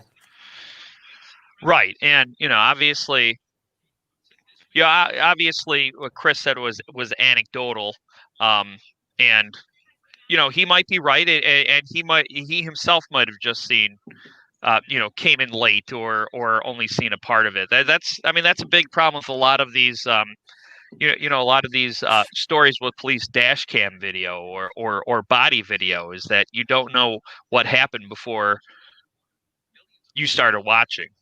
Right. Patrick, something I agree with Chris from Kalamazoo about. Everyone is so sad if you don't agree with them 100%, you're 100% wrong. Both sides are guilty, and yep, that's only. That's a bummer. That's a bummer. I always find, like, on these shows, you have a guest on and they have a position, and you talk to them about their position, and then everybody goes crazy on the phone saying you this, that, or the other. Right. I mean, people were yelling at you about. You had 3 callers. I'm not a member of the groups that have come on. I don't know much about them. We're just learning about them together, so we'll see what happens. But that's why we had a reporter on who's been looking into it so that we can learn more about them. Right. Bill never heard of them until the debate. And I don't think Chris Wallace didn't throw their name out first. No, Biden did. Right. Biden did. But Chris Wallace, I guess I'll have to go look at the question again Chris Wallace asked, but I'm not sure why Chris Wallace didn't think that Donald Trump has denounced white supremacist groups before, because he has many times. I'm not sure why that was one of his questions. Yeah, I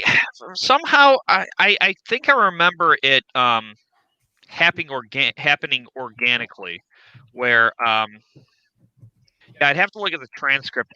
I think it was a question about how Donald Trump has denounced Antifa and Black Lives Matter. Would he be willing to denounce white supremacists? And then he says, give me a name. And then Biden throws out Proud Boys. And I think Chris Wallace, who was probably flustered at that moment, repeated after Biden and said Proud Boys. There was definitely confusion there. You could see the confusion all around on that. So that's why it surprised me that the headlines in so many papers went that way. Mike, you're commenting again in the wrong chat. Yeah, I know. I saw that. Yep. That was supposed to be in the private chat. There you go. Oh, you get to comment on Facebook Live too? Yeah, I can. Yeah, just as me though. I mean, you can if you want to, Kevin. Yeah. I have no way, man. I'm afraid of using any more Wi-Fi than if I have to. If I get dropped off StreamYard, it's Oh no, you do it in StreamYard. Oh, you can? Yeah. I just don't comment. I don't even because have a comment. Where do you do it? See, I'll do it right here. It doesn't. Hang on, I just can't type as you're learning. See? Yeah. But I'm doing it in the. But I don't have a spot to do that. I'm just. When you go to. You might not if you're not. If you're right. you don't have if you don't have admin privileges. I'm not a boss like you guys. Oh, you're right. You can't comment it because we've got the admin. Yeah. On News Talk 760 WJR. Here's special guest host Kevin Dietz. It's 4:35 on the Guy Gordon Show, and the phone lines are open. 1-800-859-0957, 1-800-859-0WJR. Let's get back to the phones now and see what's going on out there. Steve in Rochester Hills, welcome to the Guy Gordon Show. Well, thanks for taking the call. I think you guys on talk radio and the media got to be really careful. The public sees this anarchy. I didn't even watch the debates the other night. I don't need to. I know who I'm voting for, okay? And it's not Biden. We've been under attack. These are anarchists. And this is just to take away from what's going on. For 4 years, this guy's been attacked, and I think any one of us would be mad and to be under such fire. But these are anarchists. And I hope not only will the federal government clamp down on them, I hope they lock up some of these governors and mayors that have looked the other way, not if the very least for malfeasance. But I think you guys are making a big mistake that like the combat vet they called, you don't want to get them mad. You don't want to get them mad because this is our country and we're going to defend it. So have you followed? Did you follow what was going on in St. Louis with the McCloskeys and the protesters are not being charged for trespassing, but the McCloskeys are being charged for unlawful use of a weapon? That was the case where the protesters were marching and came onto the McCloskeys' lawn, and the McCloskeys had the weapons. Yeah, a little bit. And I think that your caller's a few ahead of me. They're pretty sharp. They've got these prosecutors that are, and that's what's happening in Portland, Seattle, Chicago, some of these other places. They're not charging them. And that's why I think it happened this week. They deputized the Portland police when they lock these bums up. Now they're going to be charged federally. I think it's those Soros prosecutors that have been the money there. It's going on in Northern Virginia. It's going on in other places. So I think I haven't followed it too much. But I think we're seeing that, and I hope down the road we're going to see some of these officials charged because they would certainly charge me for committing a crime. So we'll just have to wait and see. But thank you for taking my call.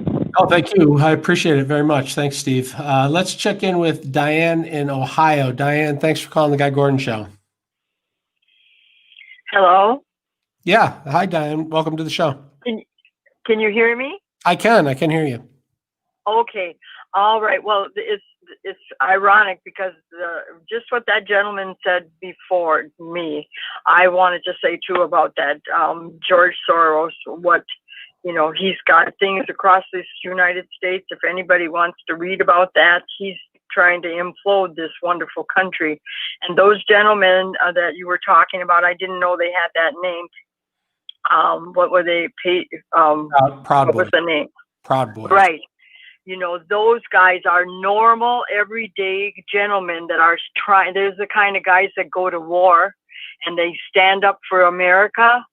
And I'm a 72-year-old person, and I have logic enough to realize that we need men like that. We need women like that are standing up for us, because Antifa and all those things people are afraid. So we need those good men to show that they're going to take over if our government isn't doing it. Look at all these democratic states that are just letting all this happen. I never in my life saw anything like this. And we're not going to be afraid anymore. We're gonna. I mean, I would go and do that if I had the opportunity, because we have to stand up for this wonderful country. And I am a Trump supporter, and I have been. And what they try to do with that gentleman, with that wonderful president, is just horrendous. All right, Diane, we appreciate you calling the Guy Gordon Show. The number is 1-800-859-0957, 1-800-859-0WJR. Let's go into Ed and Romeo. Ed, thanks for calling the show.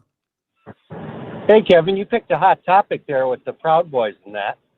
I had never heard of the Proud Boys, but that one lady who was on who talked about them, you know, where is the media talking about what the actually stands for in that organization? You know, nobody's hitting on that. I'm sorry, Ed, you cut out. Did you say on Antifa? I said the media is not talking about what Black Lives Matter stands for. Yeah. On their own website. Yeah, I don't.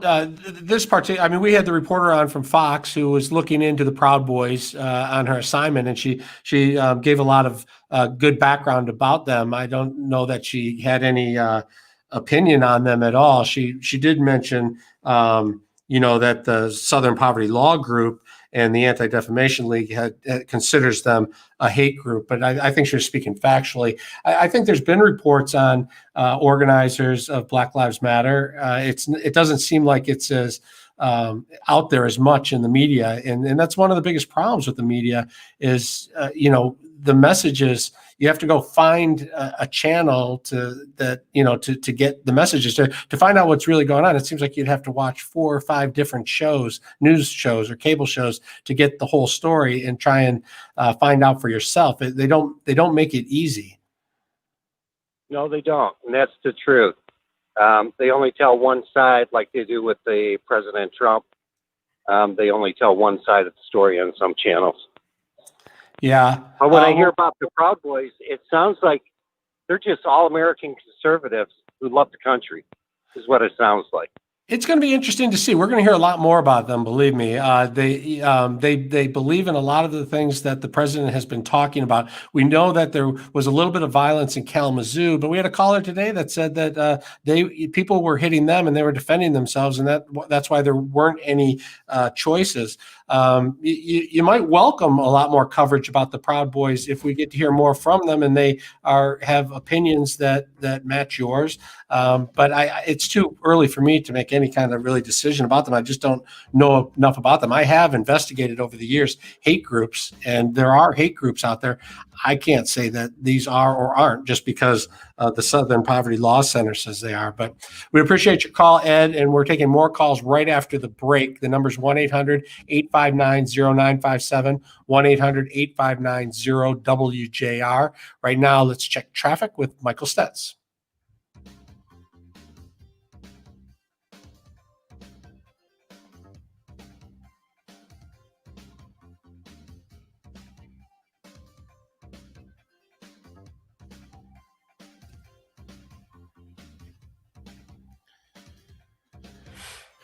In Oakland County, you're stop and go right now on 75 northbound between Big Beaver and Crooks Road. And in Wayne County, you're moving slowly right now on 94 eastbound between West Grand Boulevard and 14th Street. Now, WJR Weather first from the Weather Channel, sponsored by Shelving.com. Shelving.com has been providing wire and metal shelving, Unirack pallet racking, and space-saving products for 60 years. They now also carry trusted Milwaukee tools to get your warehouse or business equipped for the job at hand. Maximize space and work performance. Visit Shelving.com. That's Shelving.com. We rack your world. Big upper level pool of cool air, keeping cooler than average numbers here for early October. There are frost advisories up to the west of Lake Michigan, and the weather radar looks like fall. Popcorn of showers across Michigan drifting southeast, and temperatures near 61 this afternoon. 40 degrees our low tonight, and those numbers below average. Friday, partly cloudy, cool, high 55, low 39 Friday night. I'm meteorologist Scott Laurie. More on News Talk 760 WJR.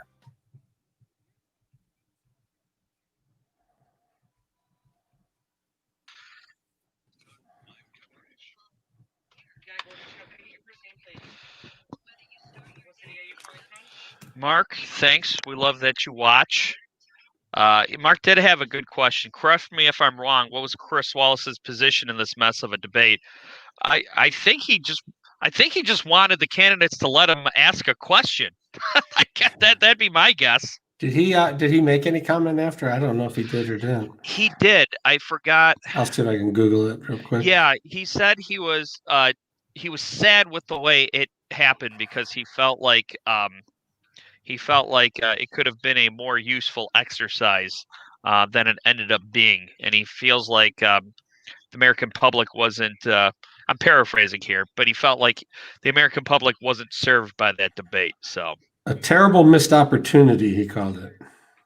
yeah, so he wasn't happy. He also said it is what it is. And you know what? When you say it is, people said. that's like saying, Kevin is Kevin. What does that mean? Never dreamt it would go off the tracks the way it did. When people say Laura is Laura, I can go into a whole rant about what that means. I did as well as I could. Yeah, I think that I've never been through anything like this. I don't think normally a moderator goes into a debate ready for a fight, but I think that's what Chris Wallace got. He went in there and it was a three-way fight between the three of them. Well, he should have just got up out of his chair and walked up right between them and said, "Enough! I'm going to point at who gets to talk." Right. COVID, he had to be 6 feet apart. Yeah, he should have broke it. If I were Chris Wallace, I would have got up and just gone to the bar. Right. Like Patrick said, he went home, drank enough to forget it happened. Hey, Mike, when we come back, you want to start with the clip 2, just to sort of To whet the appetite? Yeah, why not? Sure. And then Kevin, start for callers. We've got, let me go back to the other page. Dave, Larry, and Kevin. Okay, we're We had a starting. couple that were there and then they dropped. If you don't give me the little lines, how am I supposed to know? Well, they all were there and then they dropped. Yeah, So they I dropped. can give you the line. I just hope they don't drop. It's the problem. You don't need to. It's fine. Dave, Larry, Kevin. Well, you asked for the lines and you're getting the lines. At least my lines mean something to you. Yeah. I could use the lines all the time because I get scrolling. This is the Guy Gordon Show on News Talk 760 WJR. Here's special guest host Kevin Dietz. I don't know who Proud Boys are, but whoever they are, they have to stand down, let law enforcement do their work. I've always denounced any form of any of that you have to denounce. But I also, and Joe Biden has to say something about Antifa. That was President Donald Trump on the campaign trail after the debate for the, I don't know how many times he's denounced white supremacist groups, but he did it there again on the campaign trail. We are taking your calls. The lines are open. It's 1-800-859-0957, 1-800-859-0WJR. Dave and Howell, welcome to the Guy Gordon Show. Hi, Kev. Thanks for taking my call. I just wanted to make a comment. I think it's the whole thing that's been created by that question was set up to allow the Democratic Party and the left to spin all the violence that's gone against them in the polls now toward Trump and his supporters.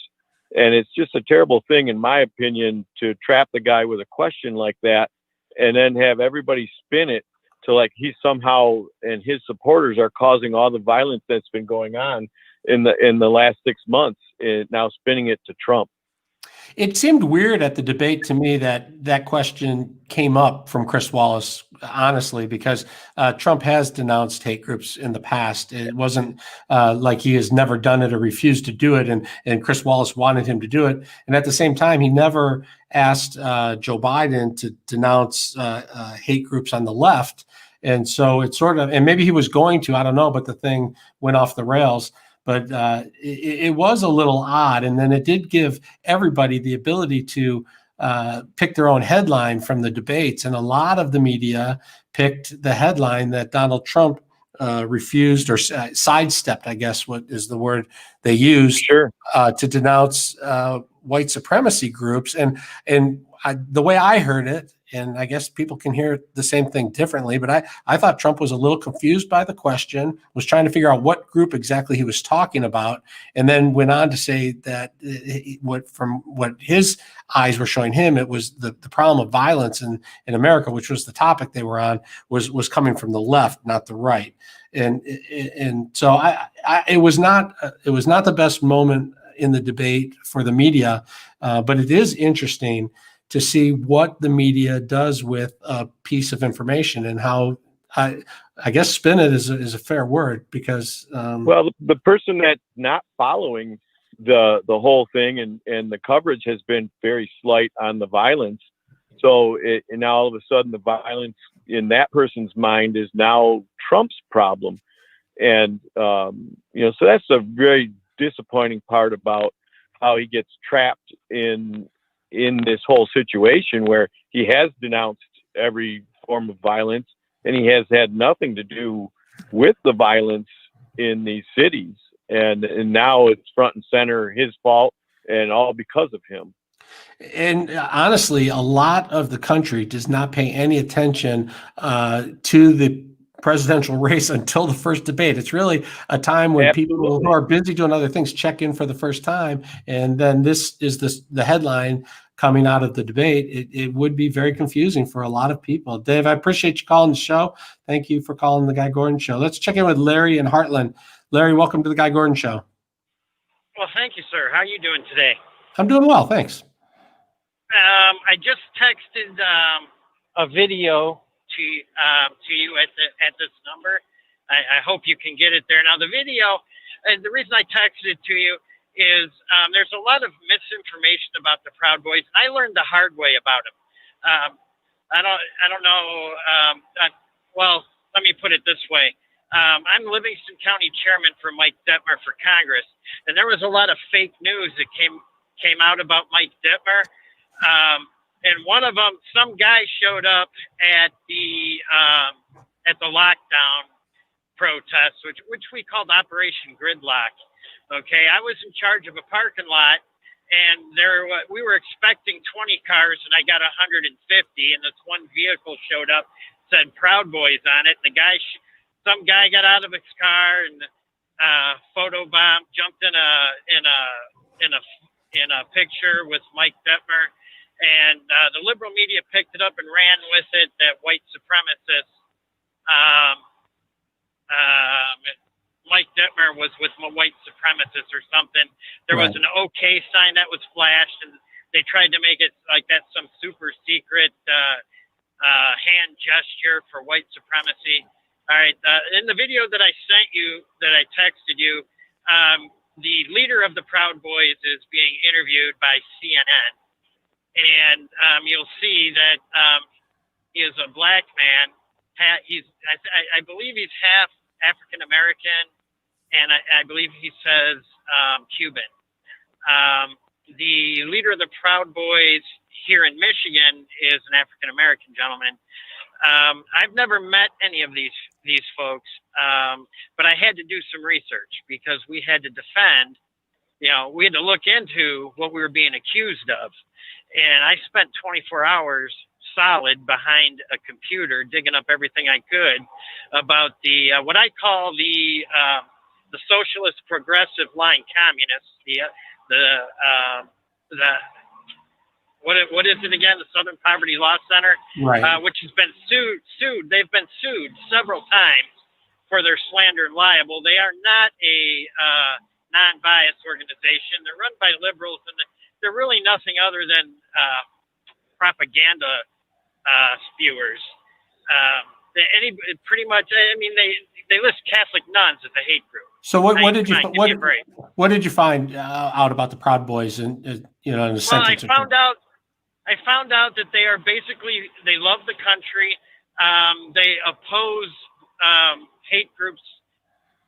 They oppose white supremacy. They oppose Antifa. They oppose Black Lives Matter.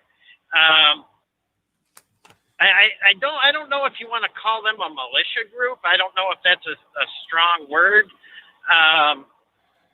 But everything that I read about them from their site tenants and everything that I have been told about them from people that I have talked to that know them, because I do know a couple people that do know some of them.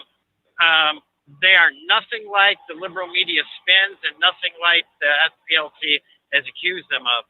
All right, Larry. As a matter of fact, and everybody can Google. You can go right onto Google and you can put in FBI does not list Proud Boys as a hate group, and there's several articles All right. debunking everything the liberals are saying. All right, Larry, we will do that. Thanks for calling. We appreciate your perspective. Let's check in with Kevin and Warren. Well, yeah, the guy that just stole my thunder. That was what I don't know much about the Proud Boys either. All right, but I'm starting to learn. Like him, I did a little bit of research on it. And if you've got a black guy that's out of Cuba, how are they going to be a white supremacist group? And then to be called a white supremacist group by the SPLC is ridiculous. Especially after they call the Catholic Church a hate group, because its doctrine, Catholic doctrine, is against gay rights or whatever, gay marriage. They're never going to marry anybody gay in the Catholic Church. And then you got to, these guys are just ridiculous. All right, Kevin, we appreciate you calling. A lot of callers about the Proud Boys. I'm sure we're going to hear a lot more about them in the weeks to come, becoming media celebrities due to the debate. I think we're going to find out a lot more about them and where they stand and what they stand for. And we'll be following it right here on the Guy Gordon Show and on WJR. Thanks for everyone who called in today. We appreciate it. Right now, we're going to go to weather and traffic with Michael Stutz.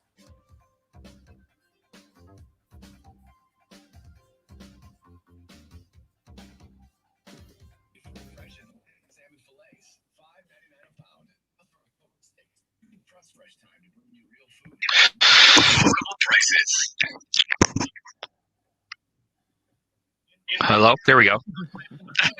All right. Yeah, I always feel bad. When we don't get to someone on the line, so I try and get through to them. And I know. So it's good you put the music up, or I would have blown past it. The one you can't blow past. I would have broke in and go, Kevin. Actually, it's time to end the show. It's time to go. Go. I probably would You're have done. done the rap signal, not very discreetly. What a way to end the show. Actually, Kevin, we have to say goodbye. Kevin, you're getting them riled up. Please stop. Actually, Kevin, don't go to Lewin White Lake. Go home. Go home. You are home. Just click the red button at the top of your screen. And end this madness. By the way, don't think I haven't noticed you've changed locations in your house. I just went to the other side of the table because they tarped my pool. They closed my pool, and so yeah, I should have stayed over here because at least it would have been a better view for me. But it's not very pretty. It looks like a crime scene out my window once they put the tarp out. And so I switched to the teacups here, which my mother, I didn't even know they were there, but my mother said they're hung crooked. So I got to get on that. It might be the camera angle, though. That's what I was trying to say. Everything behind me is going to look crooked, too. So maybe it's not me, but it could be. If you know me, it probably is me. Is that an old reporter trick? Like they go to you for a report on one story, you do your stand-up, and then they're coming back to you, so you have to switch it up. So you just turn around. Oh yeah. You would do that all the time. So you'd have the city that you're in behind you for your lead story, and then the second time you come back, you're just standing in front of trees. Right. Right, because like a lot of times I'll see a reporter will be doing a story from the city they're in, and then they'll do another report from another city. I'm like, that's not the city. And I'm like, oh, they probably just walked across the street. You do that on the roof too, Or Kevin? for me, Mike, on the roof, I was going to say, I either send it south or north or west or east. And right here in Southfield, right over here behind me. You want a view of the rest of downtown Detroit, or you want a view of Casino Windsor? Pick your view from the roof. Well, right across the street from the roof was the FBI building. So a lot of it was like right here on the 13th floor over here. You are a true craftsman. FBI agents are combing through files right now as we speak. I can see them. Zoom in. All right, guys. Yeah, that was fun. I don't know when you're with us next, but I'm sure it'll be soon. I have nothing scheduled, so I'm gonna Guy go. may have used up all of his vacation days in that RV. Oh my gosh, I want to talk to him about the RV trip like 6 months from now and see what he thought of it. I got the first blush. No, it'll go on forever. All right, guys. Thanks for all your help. Appreciate it. Bye. All right. Bye, everyone. Thanks for watching.